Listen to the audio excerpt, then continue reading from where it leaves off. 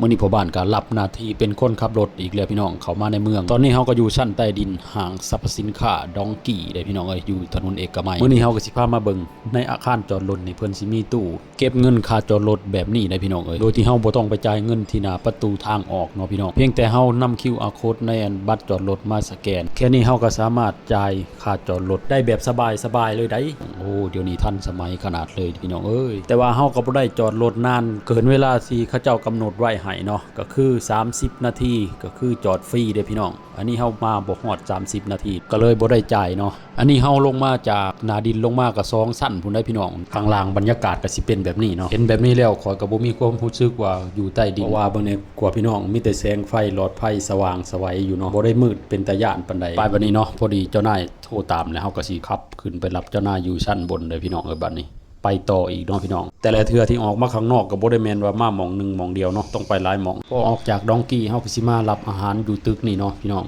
อยู่แถวถนนเอกมัยคือเก่าแหละยังบ่ได้ออกไปทางใดเนาะอาหารนี่ก็คือเจ้านายสั่งไว้แล้วเนาะพี่น้องอยู่ในตึกนี่แหละนี่เฮาสิย่างลงชั้นใต้ดินร้านอาหารร้านนี้อยู่ใต้ดินพี่น้องเอ้ยก็โพดว่าเนาะร้านอาหารอยู่ไสคนเฮานี่ก็ยังตามหาจนเจอเนาะพี่น้องขนาดอยู่ใต้ดินก็คนมากินหลายพี่น้องหลังจากเฮาได้อาหารมาแล้วเฮาก็มาส่งเจ้านายอยู่คอนโดเนาะแล้วก็นั่งรอเพิ่นเรียกอีกว่าเฮาสิไปไสอีกบัดสำหรับคลิปนี้ก็ฝากติดตามเป็นกำลังใจให้เด้อพี่น้องไว้เจอกันคลิปหน้าเด้อ